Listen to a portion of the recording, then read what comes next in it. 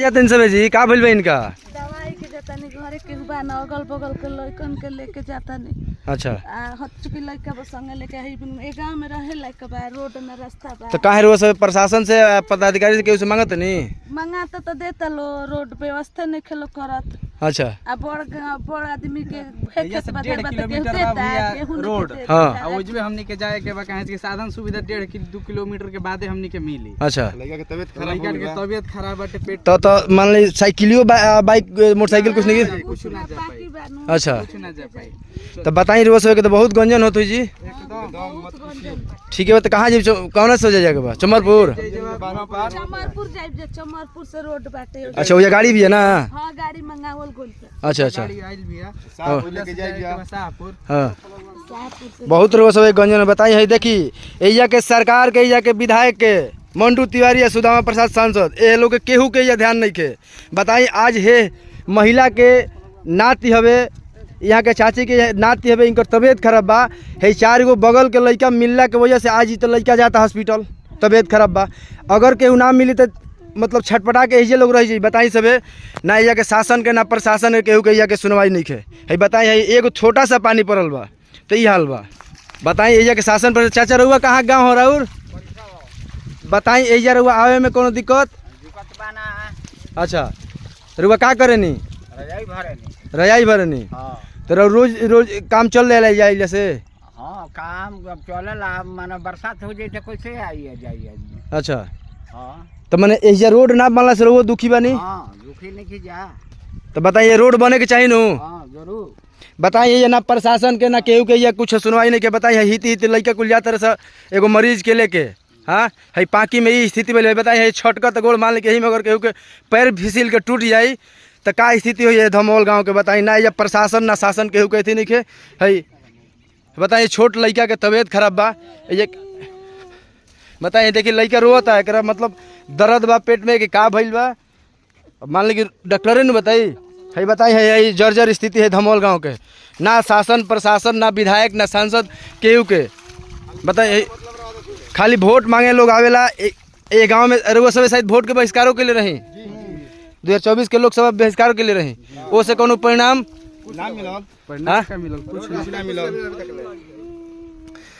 तो आगे के का विचार बा। हाँ का नाम पड़ी राउर अमरीश तिवारी राउर भैया राजेश यादव है। बताई है हिती लड़का कुल संगे जाते रह सके लड़का के मतलब इलाज हो जाए ढंग से है। बताई है ये स्थिति बा जर्जर है धमोल गांव के छोड़ खाली हल्का सा बारिश भइल बा रो मत चल ठीक बा रो मत ठीक बा चाची जाई सब रुआ सब डॉक्टर से भेंट करे। का नाम पड़ी राउर ठीक बा देख ली सब स्थिति भइल बा धमोल गांव के मोल की स्थिति है रोड बा हिया से नहीं जाए खाती है ई ट्रोलिंग मुखिया जी के अंतर्गत बाकी है देखिए सब।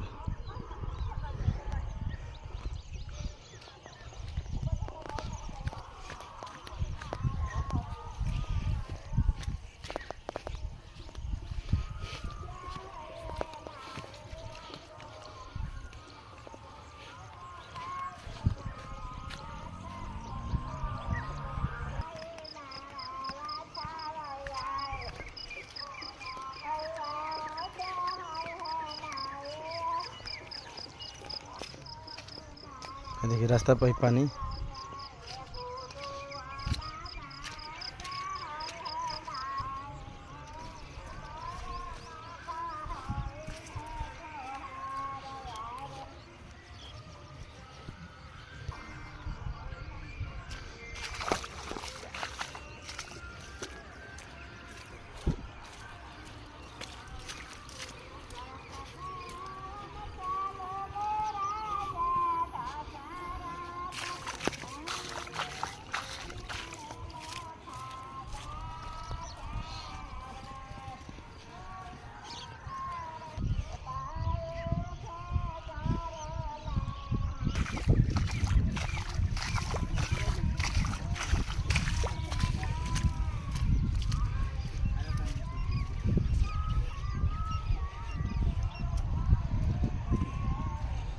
कहाँ से उतर लो बोलो कहाँ जी बोलो तो कौन जगह पर हम गाड़ी फसल भी है? धमोल में। ये रोड नहीं है तो हम लोग दिक्कत भाई जैसे देख लीजिए भाई, धमोल के नागरिक ना ही होते भी ये लोग कितना परेशानी होता है।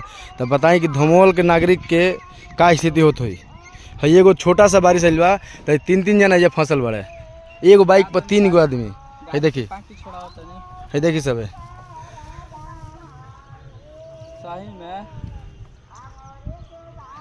देखिए ये लोग कर्जा से आवत रहे जाए पिपरा सुहिया के भी है लोग का स्थिति भाई।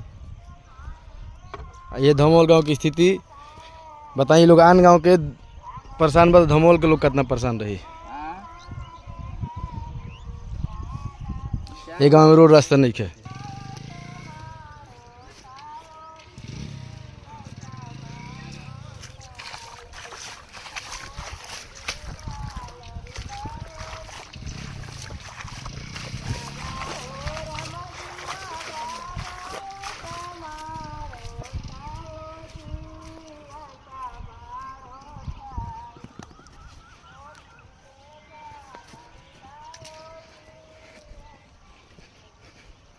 शाहपुर विधानसभा के धमोल गांव की स्थिति है।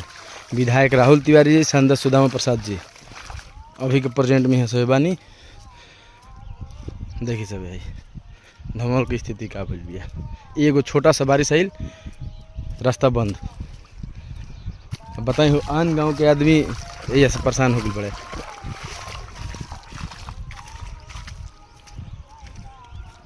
यह रास्ता बा धमोल के है।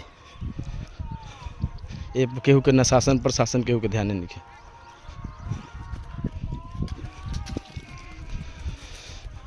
कहाँ से वो सब आवत नहीं? हाँ, कहाँ जाए के बा? तो का आवे में दिक्कत कुछ भइला? चप्पल हाथ में सामान ले ले आदमी बताई तो हितई जतनी जाए के रहे आदमी का हितइए। अच्छा। अब का गांव में आदमी आए ठीक है बा। गांव में बताई रुआ एक दिन नहीं तो रुआ इतना कष्ट बा धमोल गांव के लोग कैसे जियत हुई तो वो बता सकत नहीं। तो बबुआ ठीक कहता रही तो बहुत स्थिति के बाद हमने के पहला बार गांव में आवत नहीं। हाँ बड़ा दिक्कत आवे में भइल है बबुआ। ठीक ठीक।